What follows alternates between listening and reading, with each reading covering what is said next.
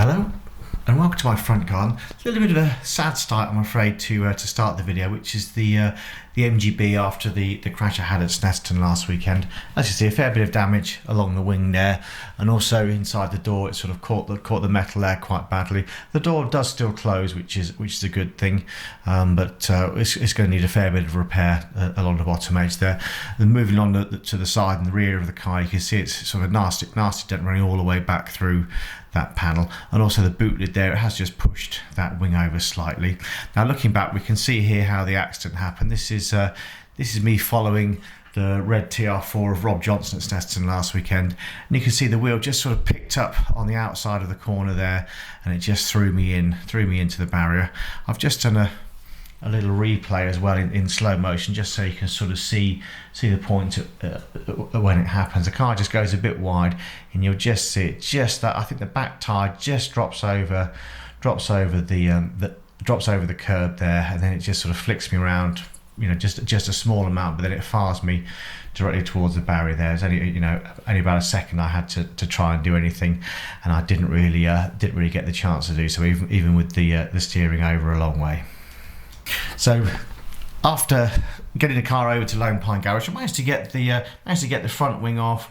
We managed to get the front valance off. You can see some damage there in the front apron area, and having the wing off has shown just how badly the tire wheel had been pushed back. Looks like the whole cross member underneath the car has been pushed back, probably sort of 4 or 5 centimeters, possibly even a bit more than that. So the tire is hard against the arch there, and also unfortunately you can see inside the engine bay here that the chassis leg has creased slightly, which is that's going to be a sort of a more difficult repair to do. Then looking at the rear of the car, we can see this dent, quite a nasty one there. I think really we're going to have to look at putting another panel on there, cutting that metal out, and then putting a complete piece into that. The inner wheel arch behind is going to be damaged. On the boot lid area, you can see it's just pushed that over slightly. That shouldn't be too difficult to repair though.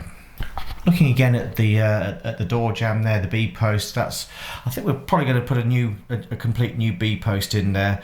To try and get that out, I think is going to be quite difficult, so we're just going to replace that. In the front of the car, you can see the cross member has sort of deformed slightly. It's pulled over, and you can see the engine mount as well has sort of ripped off. So that's all going to be replaced.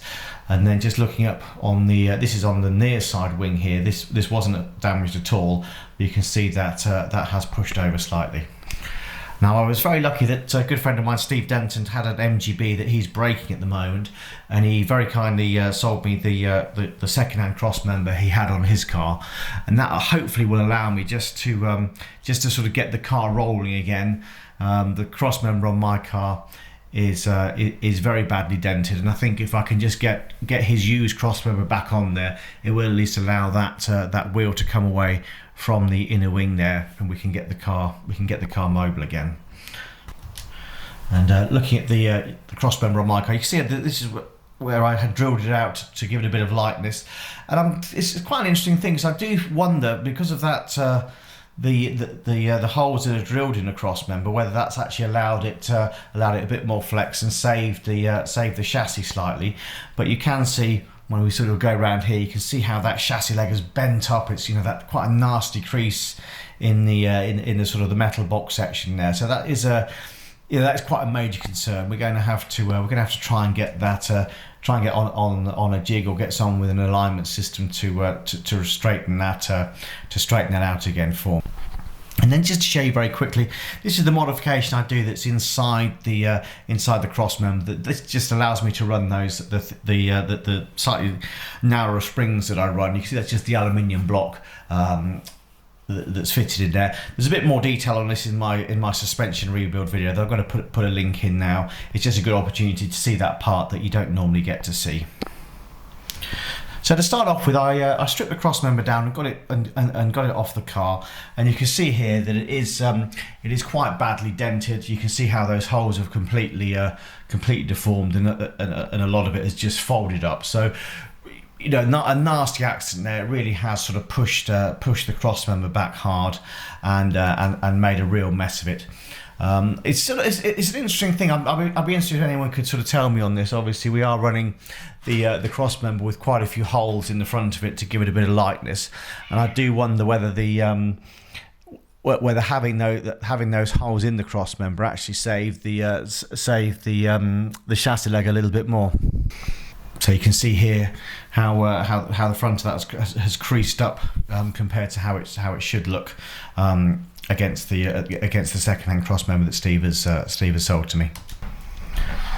So taking the damaged Crossmember off the car, I've managed to replace it with the second-hand one here. I only managed to get two bolts into the Crossmember because of the twist on the chassis leg there. It's enough for me just to sort of build this up today. I was keen to get the car rolling again so that it could be taken somewhere to have the body realigned. As it was, it wouldn't move at all with the Crossmember bent back how it was. So it's just going to be a little bit more building up on this. I've also got to get the suspension and bits rebuilt. And I've now managed to get both sides built back up. In fairness, it wasn't too bad. Once the Crossmember was on, everything else bolted up to it fairly well. I think one of the suspension dampers is unfortunately damaged, but I don't think the lower wishbones have been too bad. Luckily, the steering does work now, but the steering rack is fairly tight on the front of the chassis still. But it's just enough that we can get the car rolling and at least move it around in the workshop, or get it loaded onto the trailer to take it away next time. And then for the final part of my day today, I removed the complete engine and gearbox from the car. I didn't obviously record this because this is a procedure I've covered a few times, and I was on the clock a little bit today to try and get the project moving along. But I'm going to put a link in here showing how to remove the gearbox from the car.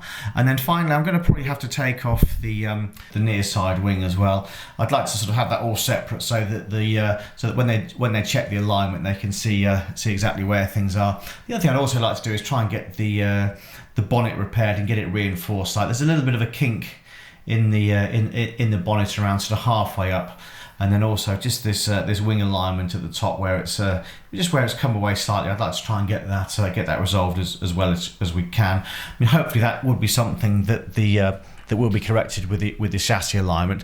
So that's all for today's video. Hopefully you'll join me again next time. We're going to be doing a few of these slightly shorter videos, just covering the sort of the preliminary aspects of the repair. But as always, don't forget to like the video and to subscribe to my channel, and we'll be covering the full repair as we go on. Many thanks. Bye.